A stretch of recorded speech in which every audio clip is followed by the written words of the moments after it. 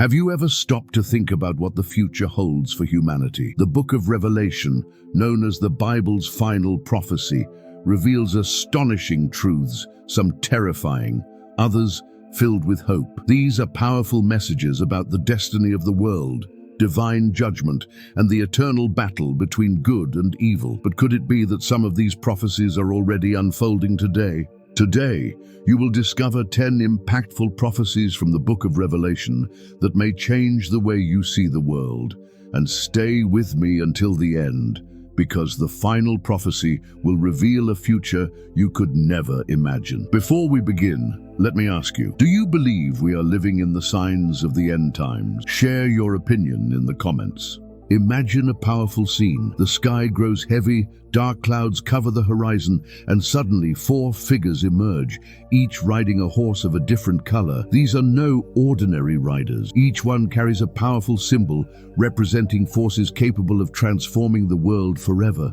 They appear in chapter 6 of the book of Revelation and challenge us to reflect. Are they merely representations of future events, or are they already at work in the present? The first rider, on a white horse, carries a bow and wears a crown. He seems to bring victory and leadership, but there's a hidden detail. He also symbolizes deception. Many believe he represents leaders or systems that promise peace and prosperity, but in practice, create divisions and conflicts. Think about historical or even contemporary examples. How often have we seen rulers or institutions present themselves as saviors, only to bring disillusionment and division? This rider reminds us that not everything that glitters is gold. The second rider, on a red horse, is impossible to ignore. He carries a sword and symbolizes war. His presence represents devastating conflicts that take peace away from the earth, not just wars between nations, but also social and political disputes that destroy entire communities. In times like ours, with international tensions and rising violence, it's not hard to see his connection to the modern world. The third rider, on a black horse, brings a symbol that resonates in the hearts of millions: famine. He holds a scale, representing scarcity and inequality. In a world where millions struggle to survive in extreme poverty while others live in abundance, this rider challenges us to reflect on the injustice around us. Could economic crises and rising food prices already echo this prophecy? Finally, the most feared of all, the fourth rider, on a pale horse. He is the very embodiment of death, followed by Hades. His arrival brings plagues, disasters, and a sense of fragility that reminds humanity how fleeting life can be. Catastrophes, like recent global health crises and devastating natural disasters, seem to remind us that powerful forces can change everything in an instant. But here's the central question: are these riders mere symbols of a distant future, or are they already riding among us? Interestingly, some scholars believe the Four Horsemen don't act independently, but as interconnected forces. For instance, war leads to famine, and famine creates fertile ground for diseases. It all seems to be part of a greater plan described centuries ago in the book of Revelation. This vision isn't just a warning of what's to come. It's also an invitation to reflect on our present choices. After all, if the riders are already at work, perhaps it's time to reconsider the path we're setting for the world and for our spirits. Revelation is not just about destruction, it's also about renewal, a chance to start over. Now imagine a period so challenging that the Bible itself describes it as the worst time in human history. This is the time known as the Great Tribulation, a period of extreme suffering that will test not only humanity's physical endurance, but also the strength of its faith. Jesus Christ in Matthew 24:21 said, "For then there will be great tribulation, such as has not been since the beginning of the world until now, no, and never will be." His words leave no doubt about the gravity of this time. It will be an era marked by natural calamities, social collapses, religious persecutions, and a series of events that will profoundly shake the earth and all its inhabitants. Think of natural disasters on an epic scale, devastating earthquakes, uncontrollable storms, volcanic eruptions, and inexplicable signs in the skies. These events won't be isolated, but part of a set of interconnected occurrences,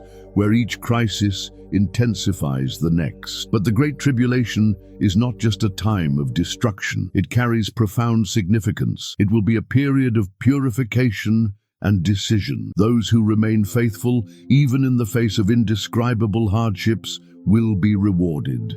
Revelation 7:14 gives us this powerful image. These are the ones who came out of the Great Tribulation. They have washed their robes and made them white in the blood of the Lamb. This message reminds us that salvation will be available to those who trust in God, even at the height of suffering. What defines the Great Tribulation? Religious persecution. Followers of Christ will face rejection and hatred. The Bible warns that many will be betrayed, imprisoned, and even killed for their faith. Natural calamities and signs in the skies, earthquakes, floods, fires, and inexplicable cosmic events will point to divine judgment. Social and political collapses. Governments will fall, societies will fragment, and economic crises will further increase despair. Signs in the present. Are we getting closer? Consider the challenges we face today. The rise in global instability, with armed conflicts and international tensions, seems to echo the times described in the Bible. And what about religious persecutions? They are already a reality for many Christians around the world, where expressing faith can mean risking one's life. Additionally, environmental disasters such as uncontrollable wildfires, hurricanes, floods, and severe droughts have devastated entire nations. Could these tragedies be a foreshadowing of the Great Tribulation? And let's not forget recent global health crises, which have affected millions of people. They have shown us how vulnerable humanity is and how global crises can generate panic, uncertainty, and division. Many see these events as a reflection of the difficult times described in Revelation, a time of hope amid chaos. But here's the crucial point. The Great Tribulation isn't just about destruction. It's also a call, an invitation to turn our attention to what truly matters, our relationship with God. It will be a time of ultimate choices, where each of us will be challenged to decide whom to trust. Those who remain steadfast and face these trials with faith will be promised redemption and eternal life. Revelation reminds us that even in the darkest times, God never abandons those who seek Him. A personal reflection. Faced with all this, the question is inevitable. Are we preparing ourselves for such times? How are we strengthening our faith and our families to face such great challenges? The Great Tribulation isn't just a warning about the future. It's also a reminder that suffering can be an opportunity for renewal. The fire that purifies gold is painful, but necessary to reveal what is most valuable.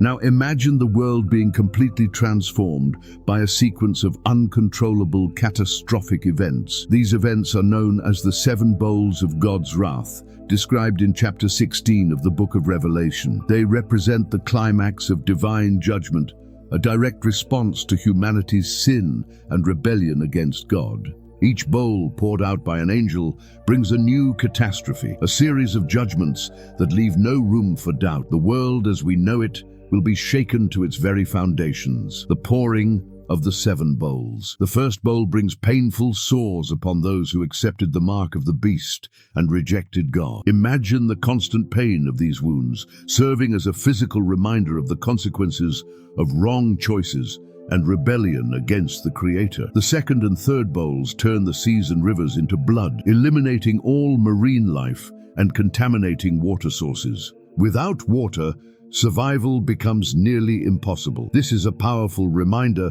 that sin affects not only people, but all of God's creation. The fourth bowl intensifies the sun's heat, causing unbearable burns and suffering. Think of the effects of extreme temperatures, droughts, famine, and ecological collapse. Could the record-breaking heat waves and prolonged droughts we experience today be a foretaste of this judgment? The fifth bowl plunges the throne of the beast into darkness, symbolizing the moral and spiritual collapse of the forces of evil. Those who rejected God's light will be consumed by confusion and despair. The sixth bowl dries up the Euphrates River, preparing the way for the final battle at Armageddon. This prophecy symbolizes the ultimate confrontation between good and evil, culminating in the triumphant return of Christ. Finally, the seventh bowl unleashes thunder, lightning, earthquakes, and a hailstorm of giant stones. This last manifestation shakes the world's structures, announcing the end of judgment and the beginning of God's ultimate victory, a call to repentance. Despite the magnitude of these catastrophes, Revelation reminds us of something fundamental. These bowls are not just punishments. They are also a call. In each catastrophic event, there is an implicit invitation for humanity to turn to God, acknowledge its errors, and seek His mercy. Many scholars see parallels between the bowls of wrath and the disasters we witness in today's world. Think of the earthquakes that devastate cities, floods that destroy entire communities, or wildfires that seem uncontrollable. Some believe these events are not merely natural consequences, but signs that the bowls have already begun to be poured out. Global crises, such as health emergencies and resource scarcity, echo the themes of judgment and suffering described in Revelation. And yet, amidst all this, God continues to extend His mercy to those who seek Him. But here's the main question: how are we responding to these signs? Are we paying attention to the call for repentance, or are we continuing to postpone important decisions? The seven bowls of God's wrath remind us that divine judgment is just, but they also remind us that the time to accept God's mercy is limited. This is the moment to rethink our choices, strengthen our faith, and seek reconciliation with God. In the end, the bowls are not just about destruction. They point to the ultimate victory of good over evil and the opportunity for transformation that God offers to all. The question remains, how will you respond to this call? Few themes in the book of Revelation spark as much fascination and debate as the enigma of the mark of the beast. What exactly does it represent? Is it something physical, like a chip implanted under the skin, or something symbolic, such as the acceptance of ideologies and values contrary to God? This question has intrigued scholars, theologians, and millions of people throughout history. Revelation 13:16-17 describes the mark of the beast as a sign imposed on everyone, small and great, rich and poor, free and slave, without which no one will be able to buy or sell unless they have the mark. This prophecy raises an important question. Could we be approaching an era where this reality becomes possible? What is the mark of the beast? The mark of the beast is more than just a simple sign. It represents a declaration of loyalty to the Antichrist, a system that completely rejects God and His principles. Many believe it will be something physical and visible, like an implanted chip, digital tattoos, or even biometric devices. Others suggest that the mark might be more spiritual, a symbol of accepting ideologies and practices that defy divine values. The most frightening aspect of this prophecy is the total control it represents. Without the mark, no one will be able to participate in the economy, conduct transactions, or even survive in society. Modern technology, a path toward the mark. Today, technological advancements have fueled discussions about how the mark of the beast could manifest. Consider subdermal chips already being used in some places to store medical data or facilitate payments. Imagine a future where your entire identity and financial access are linked to an implanted device, and where you can only use this system if you comply with conditions imposed by a government or authoritarian regime. Additionally, centralized digital currencies controlled by governments are becoming increasingly common. While they offer practical benefits, they could also represent extreme control over personal finances. Are we being gradually conditioned to accept systems that reflect the description of Revelation 13? We have already witnessed real examples of digital surveillance and financial control in different parts of the world. In some countries, social credit systems monitor behavior, rewarding or punishing citizens based on their actions. What if something like this were used to force people to accept values contrary to God's? More than technology, a spiritual choice. But the mark of the beast isn't just about technology or economic. Above all, it is a spiritual choice.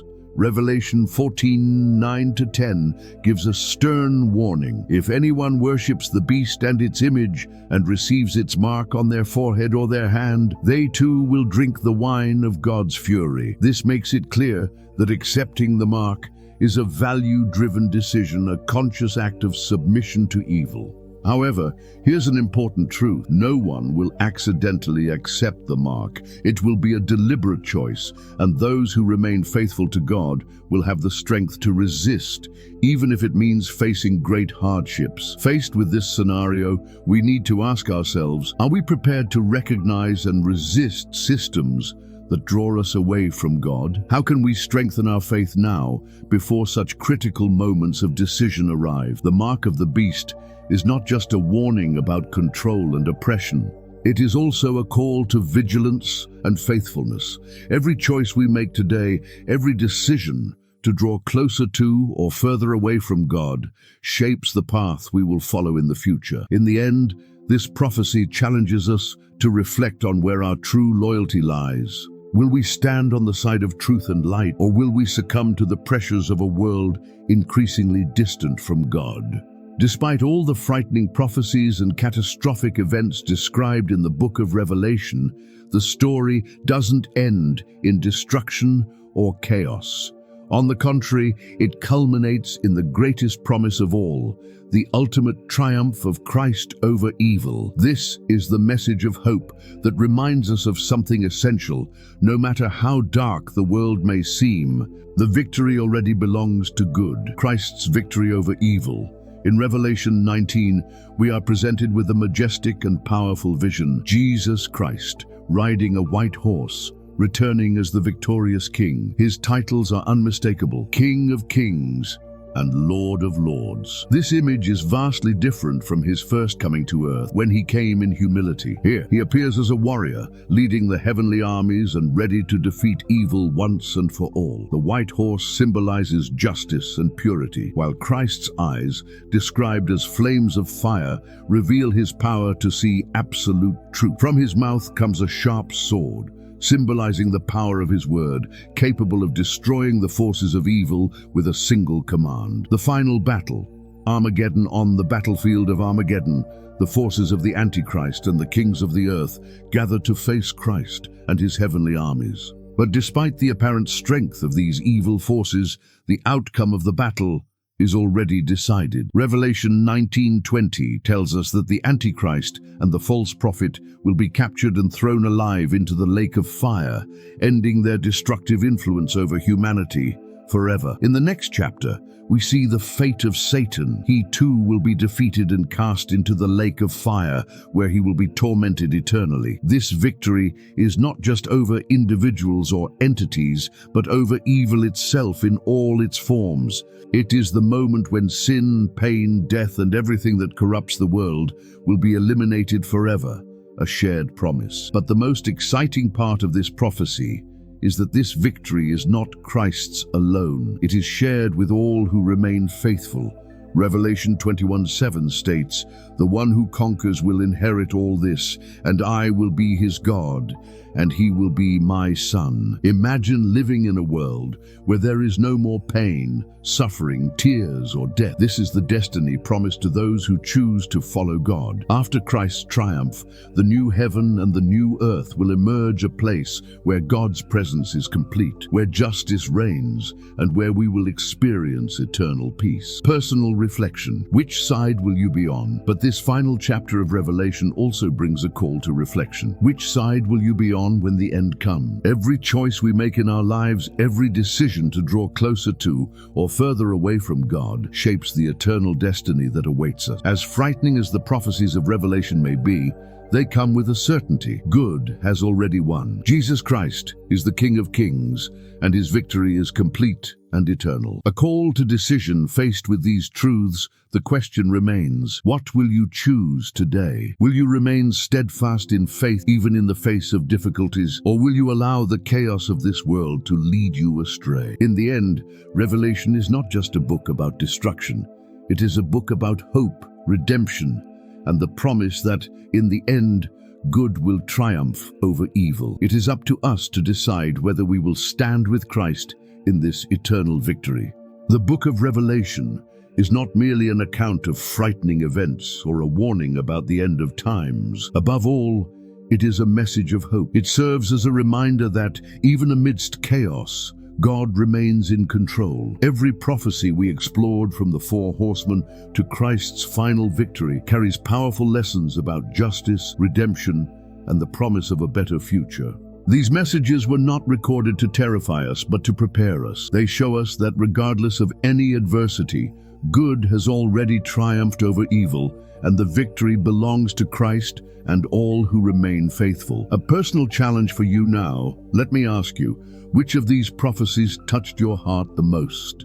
Which one made you reflect on your choices and the direction of your life? If you believe these messages need to reach more people, share this video right now with someone you love. Leave a like to help spread this message and bring more light to the world. Remember, revelation is a call to decision. It is an opportunity to reflect on our choices and live with purpose, seeking God every day. The final victory is already guaranteed. The only question is, will you stand with Christ in this eternal triumph?